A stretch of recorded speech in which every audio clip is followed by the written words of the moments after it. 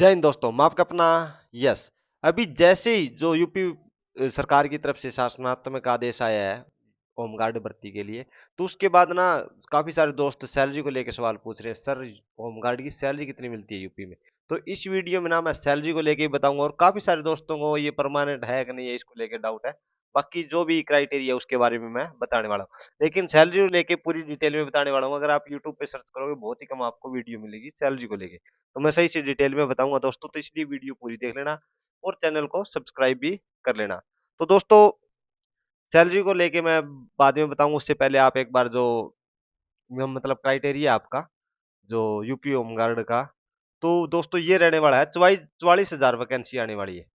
ये total 44,000 vacancy आएगी, और जो शासन देश है वो जारी हो गया है, और पुलिस भर्ती बोर्ड इसकी भर्ती करने वाला है, और योग्यता 10th पास रहने वाली है, और जो एज है ना 18 से 30 साल है यूआर और ईडब्ल्यूएस के लिए।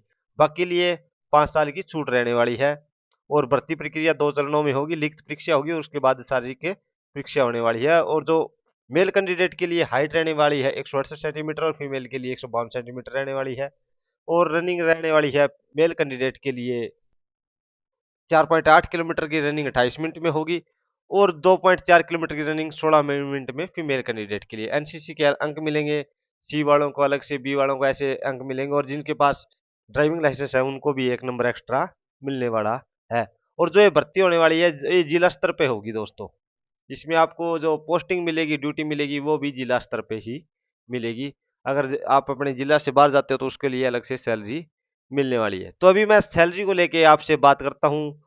देखो, जो होमगार्ड की भर्ती है ना, होमगार्ड भर्ती होने के बाद ट्रेनिंग होगी, आप सभी दोस्तों को पता ही है। तो उसके बाद ना ड्यूटी लगती है, 4 तरह की ड्यूटी होती है होमगार्ड की। एक सामान्य ड्यूटी है, जैसे थाने में लगा दिया, बाकी जो भी है, तो वो एक नॉर्मल ड्यूटी है। और बाकी अन्य प्रतिष्ठान ड्यूटी या सिक्योरिटी, किसी सिक्योरिटी में लगा दिया, तो वो अलग ड्यूटी होगी। या फिर 112 आपने देखा होगा, 112 जो डायल करते हैं, हेल्प के लिए आ जाते हैं, तो उसमें भी ड्यूटी लगती है।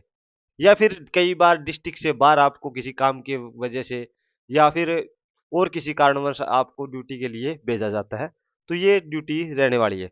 तो इसी हिसाब से आपकी सैलरी भी, जो ड्यूटी के हिसाब से ही आपकी सैलरी रहने वाली है।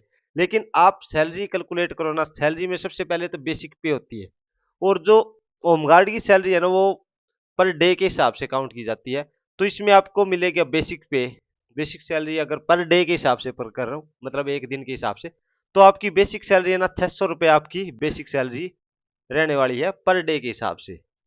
और उसके ऊपर आपको डियरनेस अलाउंस मिलेगा, जो अभी 58% चल रहा है दोस्तों। अभी डियरनेस अलाउंस है 58%, जो हर 6 महीने में इंक्रीज होता रहता है। तो उस हिसाब से 600 को अगर मैं 58% कैलकुलेट कर रहा हूँ, तो हम 348 रुपये अभी डियरनेस अलाउंस मिल रहा है। ये है अदर अलाउंसेज। अदर अलाउंसेज कोई भी हो सकता है, ट्रांसपोर्ट अलाउंस भी हो सकता है, बाकी किसी भी तरह का अलाउंस हो सकता है, ड्रेस अलाउंस हो सकता है, तो ये अलग से मिलता है। ये अलग अलग अलाउंसेज, इसमें काफ़ी सारे अलाउंसेज इंक्लूड हो जाती है। तो ये जो मतलब सैलरी स्ट्रक्चर रहता है होमगार्ड का। तो अभी ड्यूटी के हिसाब से आपको कैसे सैलरी मिलती है, मैं उसके बारे में बात करूं तो आपको दोस्तों, तो सपोज करो किसी की सामान्य ड्यूटी लगी है, भर्ती होने के बाद सामान्य ड्यूटी लगती है, तो 600 रुपये उसकी बेसिक पे होगी। 600 रुपये बेसिक पे होगी, और उसके बाद उसके ऊपर डीए लग गया, जो 348 रुपये डीए बन रहा है 58% के हिसाब से। तो उसकी टोटल सैलरी होगी 948 रुपये सैलरी होगी है। एक दिन की सैलरी होगी ये, एक दिन की सैलरी होगी। अगर हम 948 रुपये को, अगर कोई महीना 30 दिन का है, 31 दिन का है, तो अगर हम 30 से कैलकुलेट करते हैं तो ये टोटल सैलरी बनती है 28,440 रुपये। इसमें अगर आपकी छुट्टी है तो वो एक दिन की सैलरी कट हो जाएगी। आपने एक दिन की छुट्टी मांग करी है तो वो आपको एक दिन की सैलरी नहीं मिलेगी। अगर 31 का महीना है तो उस हिसाब से आपको 31 दिन की, मतलब 29,388 रुपये आपको सैलरी मिलेगी सामान्य ड्यूटी वालों के लिए। तो ये सामान्य वालों के होगी। अभी अन्य प्रतिष्ठान ड्यूटी, अगर मतलब सिक्योरिटी वगैरह में ऐसे ड्यूटी लगती है, तो उसमें आपको कितनी सैलरी मिलेगी? 600 रुपये तो आपकी बेसिक पे हो ही चुकी है। फिर उसके ऊपर ऊपर हो गया डियरनेस अलाउंस 348 रुपये। उसके अलावा 10 रुपये आपको अलग से अलाउंस है और मिलता है। तो अब ये 958 रुपये ड्यूटी मतलब एक दिन के आपके हो चुके हैं। अब 958 को हम कैलकुलेट करते हैं, 30 दिन से कैलकुलेट करेंगे तो ये 28,740 रुपये आपकी सैलरी 30 दिन की हो जाएगी। 31 दिन की आपकी सैलरी काउंट करोगे तो आपकी सैलरी हो जाएगी 29,698 रुपये आपको ये सैलरी मिलने वाली है। अभी अगर आपकी ड्यूटी लग जाती है 112 वाली में, सपोज करो आपकी ड्यूटी लगी 112 वाली में, तो 112 वाली में आपको 600 रुपये बेसिक पे आपके पहले से है ही, 348 रुपये डियरनेस अलाउंस हो गया। ये अलाउंस बढ़ता रहता है 6 महीने में, मैं ऑलरेडी बता भी चुका हूं आपको। फिर उसके अलावा आपको 150 रुपये पर डे के हिसाब से अलाउंस भी मिलता है, तो आपकी सैलरी होगी 1,098 रुपये एक दिन की सैलरी होगी। अभी इसको कैलकुलेट कर लो, 1,098 को 30 से मल्टीप्लाई करोगे तो आपको मिलेंगे 32,940 रुपये आपको 30 दिन के मिलेंगे। अगर 31 दिन से आप कैलकुलेट करते हो तो आपकी सैलरी होगी टोटल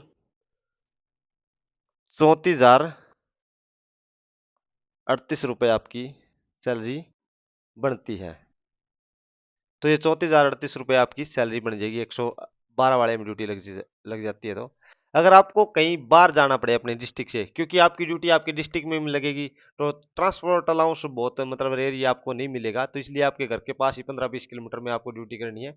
तो आपको पता ही है, तो अगर जनपद से बाहर ड्यूटी लग जाती है तो आपकी 600 रुपये बेसिक पे है ही पहले से ही,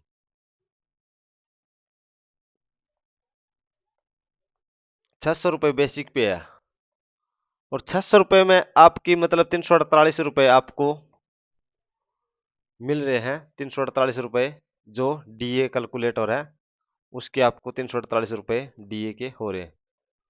उसके बाद आपको अलाउंस मिलेगा दोस्तों, 120 रुपये अलाउंस आपको मिलेगा अगर आप जनपद से बाहर ड्यूटी लगती है। तो इस हिसाब से टोटल सैलरी होगी 1,068 रुपये एक दिन की। 1,068 को हम मल्टीप्लाई करते हैं 30 से तो आपकी सैलरी आती है 32,040 रुपये। अगर 31 दिन से करते हैं तो हम ये आपकी सैलरी आ जाती है दोस्तों 33,108 रुपये। तो ये सैलरी स्ट्रक्चर रहने वाला है। जो भी दोस्त सैलरी के बारे में पूछ रहा है तो ये सैलरी स्ट्रक्चर रहता है। तो सबसे ज्यादा सैलरी तो जिसकी 112 में ड्यूटी लगी होती है तो उसी को सबसे ज्यादा सैलरी मिलती है, क्योंकि उसको 150 रुपये अलग से अलाउंस मिलता है, तो जिसकी वजह से उसकी सैलरी एक्स्ट्रा हो जाती है।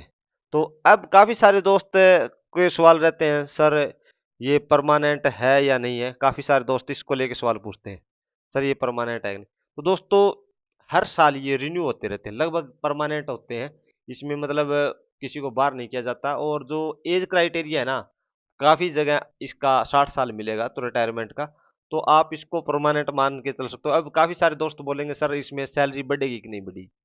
बिल्कुल इसमें सैलरी इंक्रीज होगी दोस्तों। जो अभी 7th पे कमीशन के हिसाब से आपको पर डे बेसिक पे 600 रुपये मिल रहे हैं, तो जैसे ही बाकी कर्मचारियों की सैलरी इंक्रीज होगी तो उस हिसाब की से आपका भी बेसिक पे इंक्रीज हो जाएगा। और जो डीए इंक्रीज होता है हर साल, तो डीए भी इंक्रीज हो जाएगा। तो उस हिसाब से आपकी भी सैलरी बिल्कुल बढ़ने वाली है। इसमें कोई मतलब तर्क वाले मतलब सोचने वाली बात नहीं है। तो इसलिए दोस्तों ये एक अच्छी जॉब है, और घर के पास बिल्कुल आपके घर के पास आपको जॉब करनी है तो बहुत बढ़िया जॉब है होमगार्ड की। लेकिन इसमें भाई आपको पता ही है एग्जाम वगैरह अच्छा खासा आने वाला है। जो यूपी पुलिस के कांस्टेबल भर्ती होती है वही लेवल आपका एग्जाम का आने वाला है, तो 100 नंबर का एग्जाम आएगा। तो अपनी तैयारी अच्छे से कर लेना, फिजिकल वगैरह की तैयारी भी कर लेना। अभी आपके पास बहुत टाइम है दोस्तों। तो वीडियो अगर मेरी बिल्कुल इन्फॉर्मेशन वाली लगी है ना तो चैनल को सब्सक्राइब जरूर कर लेना दोस्तों। जय हिंद, जय भारत।